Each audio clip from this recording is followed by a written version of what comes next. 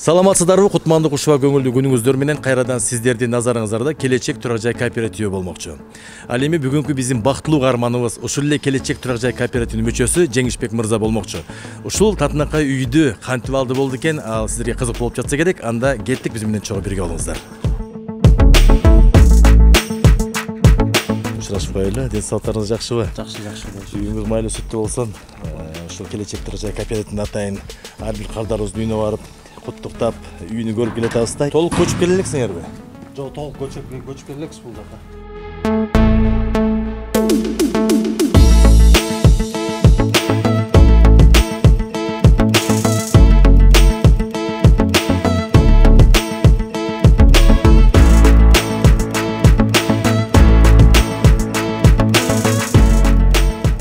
Кыргызда бир жакшы сөздөр бар. Ушундай үй майлуу сүттүү болсун дегендей, канча бут кирсе кут келет дейт. Дагы бир жолу мен сизди чын жүрөктөн куттуктаймын. Ушул келечек турак жай кооперативинен канчалаган кардарларыбыз үй алып ушунчалык бир бактылуу көзөрмөмдөрдү биз менен чогуу өткөрүп жатышат. Бүгүнкү күндөгү биздин каарманыбыз дагы мына ушул Жеңиш деген мырза болмокчу. Азыр биз Жеңиш менен ушул үй кандай алынган, канча комнат, бул үй эмнеси менен жакканын толугураак ичинде баарлашып сүйлөшкөнгө аракет кылалы, Келиңиз. Анда келиңиздер ошо үйдү. Көрөлү. Кана, эшигин ачыңызчы. Бисмиллахиррахманиррахим. Кириңиз өзүңүз дагы. Жеңиш, бул үйүңүз чоң үй экен, Ошондо жалпысынан 4 комнат. 4 комнат, Бул зал экен. Сиз азыр толук көчүп келе экенсиз да, Мен толук көчүп келе элекмин бул жакка. Ошол саткан хозяиндердин буюмдары. Буюмдарына чейин калтырып кеткен экен да. Калтырып кетишкен, анан бул эмелер деле, буюмдар деле ошол чыгарып бирсе ремонт кылып, анан кийин толук көчүп келебиз. Биротоло сиз бул үйдү ремонт кылып туруп, анан кийин биротоло көчүп келейин деп атасыз, Ошо көчүп келебиз да. Жакшы. Бирок үй жакшы экен. Бул үй сизге эмнеси менен жакты? Кандай тандоолор кандай болду? Келинчегиңиз менен чогуу тандадыңызбы же өзүңүз тандадыңызбы? Ошо тандап атканда дагы мындай баягы талаш тартыштар болду дегендей. Үйдү тандаганда ошол мен өзү бойдокмун. Үйлөнө элексизби? Жок, үйлөнбөйбүз. Кудай буйрсанда сиз даярдап койгон экенсиз да. Буйрса. Үйлөнгөндө шагыл үйгө алып кирип кеткенге. Апам, иним болуп ошо тандаганбыз чоң. Жакшы экен. Алар чет жакта, мен бул жакта үйдү издеп жүрүп, бул үйдүн эмнеси жактырдык. Биз ошол башынан эле ошол эме деп жүрүп кылчубуз, баягы кирпичтен орустун үйү болсо жакшы болмок деп жүрүбүз. Бунун ээси орус бекен, Орустар да. Анан орустардын баягы илгерки салынган үйлөрдүн баягы дубалы болот да. Жакшы болот да булар. Мен незине кызыктым, эң биринчи сөөгү таза да. Фундаменттери жакшы, сөөгү таза. Жеңиш мырза, айтсаңыз, негизи бул келечек турак жай кооперативин сиз каяктан угуп келдиңиз? Ким аркылуу келдиңиз? Келечекти ошол интернеттен эле көрүп эле, YouTube'дан көрүп калып эле, ошол жактан көпкө чейин эле карап жүрдүк. Ойлондуңуз аябай. Ойлондук. Үйдөгүлөр болуп сүйлөшүп, көпкө чейин ойлонуп жүрдүк. Ойлонуп жүргөндөн кийин акыры убакыт саат келгенде анан очередке турдук бар. Очеред жеткенде анан үйдү тандап алдыңар. Тандап, таап. Ата энеңизге да жактыбы үй? Ооба, жактырдык. Апама да жакты, иниме да жакты. Өзүңүз каяктан болосуз? Токтогулдан.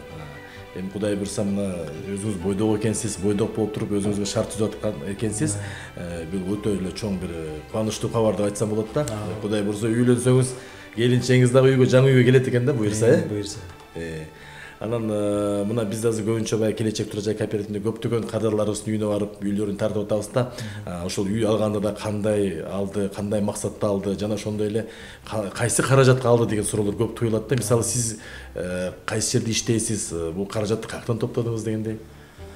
Бул каражатты ошол биз деле эл катары элебиз. Аябай деле мындай чоң жумушта иштебейбиз. Стройкада иштейм. Сварщик. Ошо сварка жумушкабыз. Анан апам менен иним экөө эмеде Москвада иштешет алар.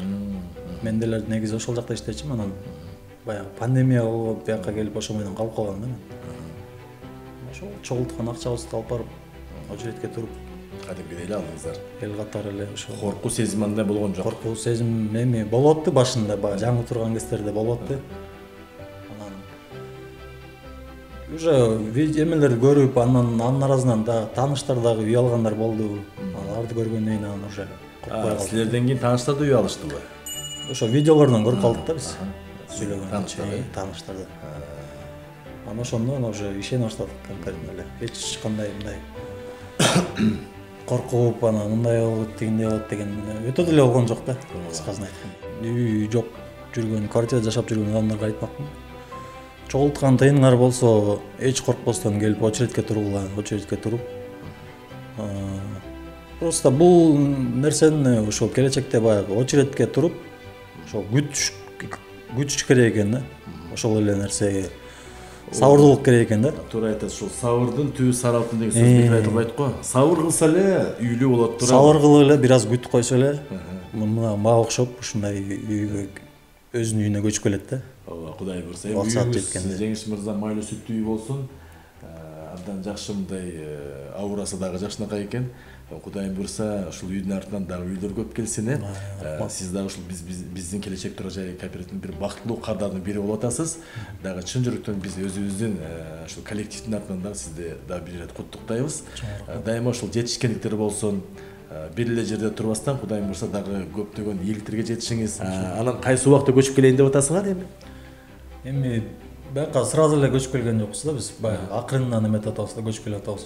Себеби дегенде баягы жумушта болуп, бошой калып, выходнойлор болгон кездерде азыраак жүктөрдү алып келип ушинтип. Акырын бирден экиден алып. Негизи ошол үчүн биякта баягы мебелдерди алып келбей туруп, полный ремонтун бүтүрүп алып эле бирөөдө эле алып келсем деп эме болуп атам. Анткени баягы чаң болот. Ремонт караш керек дегендей, Бул жакта эски мебелдердин баардыгын чыгарыш керек эшикке. Кайрадан Алыш керек.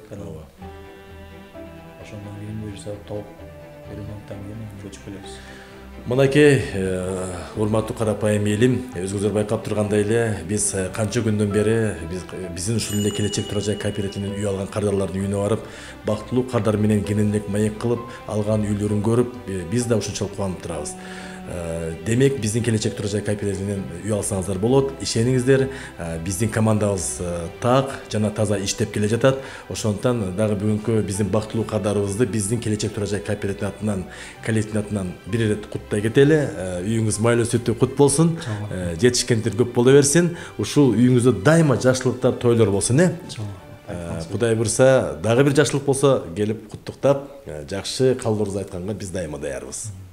Бүгүнкү биздин каарманыбыз келечек турак жай кооперативинен үй алган бактылуу каарман деп айтсам болот, Жеңишбек мырза болду.